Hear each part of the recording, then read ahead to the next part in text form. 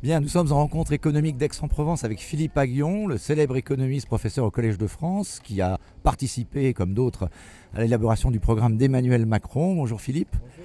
Alors, ma première question, c'est sur la une de la tribune de cette semaine, nous titrons « La fin du monde », sous-titre « Tel que nous l'avons connu ». Est-ce que nous sommes en train de traverser, avec Trump, avec les révolutions numériques, une transition vers des années 2020 qui inquiète et qui vous inquiète ?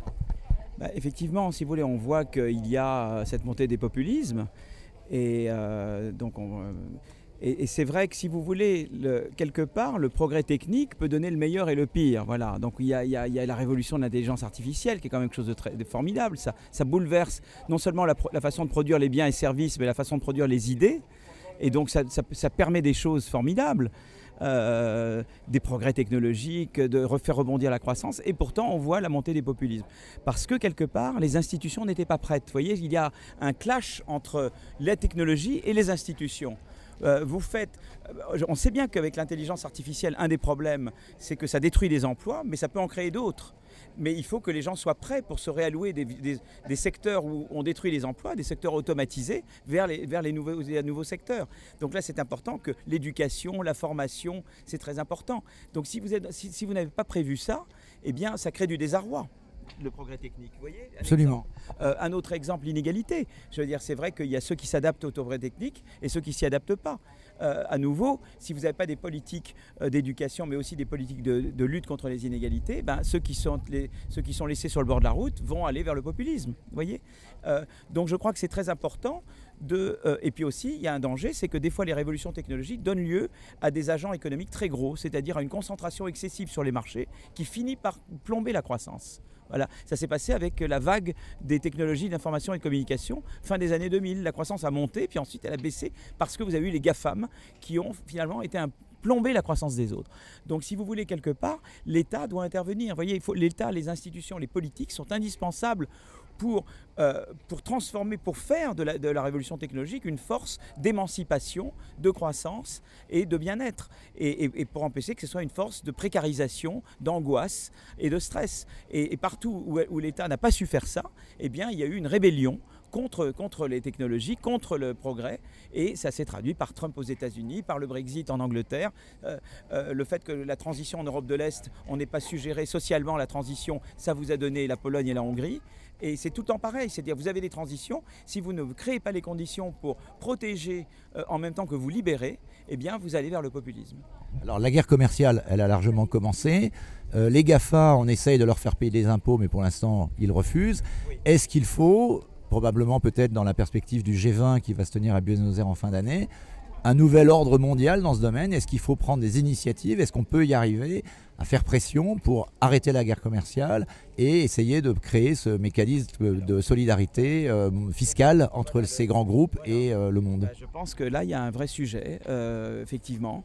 C'est vrai, par exemple, que si vous voulez, la globalisation a eu des côtés positifs évidents, mais c'est vrai que par exemple la Chine n'a pas joué toujours le jeu, il faut bien le dire. Voilà, ils ont utilisé ça un peu pour eux-mêmes et ils n'ont pas totalement joué le jeu. Donc si vous voulez, même aux États-Unis, M. Trump,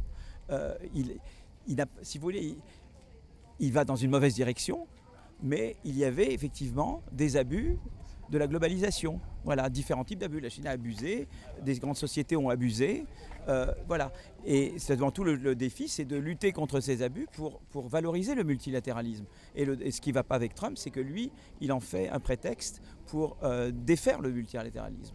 Alors est-ce qu'il essaye de bousculer les choses pour que ça change et que justement le dialogue soit renoué? C'est le scénario positif, mais le scénario négatif, c'est de dire pour des raisons électoralistes, il est très bien à juste taper sur le multilatéralisme. Et ça, c'est une mauvaise chose parce que là, avec les mesures protectionnistes qu'il a prises, il se tire une balle dans le pied lui-même. Ça va plomber la croissance mondiale, y compris la croissance américaine.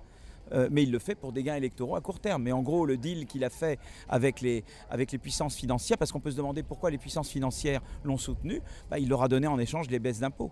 Donc il a dit, je fais des baisses d'impôts, comme ça vous tenez tranquille et vous acceptez que je fasse ces mesures protectionnistes. Alors pour gérer cette transition, vous êtes un économiste de l'innovation, vous dites qu'il faut à la fois des mesures d'offres, elles ont été prises en France par Emmanuel Macron. C'est-à-dire Mais voilà, vous dites aussi, il faut que Emmanuel Macron retrouve sa jambe gauche et rapporte l'équilibre. Non, mais là, il n'a jamais perdu sa jambe gauche. Donc vous faites référence à une fameuse note qui a été demandée par lui. Donc s'il l'avait perdue, il n'aurait pas demandé cette note. D'accord. Donc il est totalement conscient. Et c'est pas qu'il a perdu sa jambe gauche. Il a tout son programme. Moi, tout ce que j'ai dit quand j'avais parlé sur France Inter avant ou d'autres, c'est-à-dire de dire c'est vrai qu'il y a des personnes qui l'ont soutenu beaucoup, etc., qui veulent voir que le programme est mis pleinement en œuvre. Alors vous savez qu'il y a un certain nombre de ministres du gouvernement qui sont très bien, mais ils ne sont pas issus de ce programme. Voilà, ils n'étaient pas dans l'équipe du programme. Ils portent certaines parties du programme mieux que d'autres. Voilà. Et c'est important qu'il y ait quelqu'un qui porte la totalité du programme de Macron. Et beaucoup de choses ont été faites sur le plan de l'émancipation. Si vous voulez, je sais à chaque fois on sort le dédoublement des classes de CP, donc vous allez me dire tu me la ressors une énième fois, mais c'est très important. Le Parcoursup, c'est quelque chose de très important. Il y a beaucoup de gens des banlieues qui n'accédaient pas à l'université, qui maintenant accèdent. Donc il y a la suppression de la taxe. Programme de Macron maintenant pour sans dire parler de jambe gauche. Je pense, c'est pas en termes de gauche et de droite, c'est pas en termes de matière de gauche. C'est pas matière qui est trop à droite, trop à gauche, parce que je pense que beaucoup de choses qu'il a faites, là, par exemple, vous faites les ordonnances et vous enlevez des rigidités sur le marché du travail, ça crée de la mobilité sociale. Vous faites le Parcoursup, ça crée de la mobilité sociale. Vous changez complètement la formation professionnelle, ça crée de la mobilité sociale. Donc c'est pas qu'il a été à droite ou à gauche, il a été d'abord de mieux mettre en valeur tout ce qui a été fait, de mieux l'inscrire dans un narratif. Voilà. Ça, c'était important de porter l'ensemble de ce qui a été fait. Et donc ça, je crois que c'est très important. Et de bien montrer dans ses interviews, quand il présente les choses, que le cap est un cap, je dirais à ma manière, plus scandinave qu'anglo-saxon. Et il est plus scandinave qu'anglo-saxon. Parce que c'est vrai que pour le moment, on a fait des réformes structurelles importantes cette année, mais le modèle social français n'est pas atteint. On n'a pas cassé le modèle social français. On est un des pays les plus redistributifs, les plus protecteurs du monde. Donc si vous voulez, on tient le cap. Mais il faut bien expliquer que c'est ce cap-là qu'on veut tenir. Donc je crois que tout ce qui peut être fait pour le dire plus clairement est une bonne chose. Et voilà, je crois que... Alors, dans ces mutations du monde, qu'est-ce qui reste à faire en France pour mieux nous adapter au progrès technique? Il y a quand même une crainte des nouvelles technologies, il y a ces inégalités, il y a les problèmes de formation, de compétences. Si vous voulez, c'est là que la formation pro, on attend beaucoup, il n'est pas encore sorti, mais je crois que ça va dans la bonne direction, c'est d'avoir un système de formation professionnelle beaucoup plus efficace. Je crois que c'est en train d'être préparé. Donc ça, c'est très bien. Et puis, il va falloir faire la flexi-sécurité, c'est-à-dire une assurance chômage généreuse, mais évidemment conditionnel en fait d'être en formation ou de se préparer pour des nouveaux jobs. Et alors peut-être qu'on ne peut pas être tout de suite très généreuse, mais il faut dire, bon voilà, on n'a peut-être pas les moyens qu'elle soit tout de suite, par exemple les démissionnaires, peut-être qu'on n'a pas les moyens tout de suite que la plupart des démissionnaires puissent, mais d'expliquer qu'on va dans cette direction,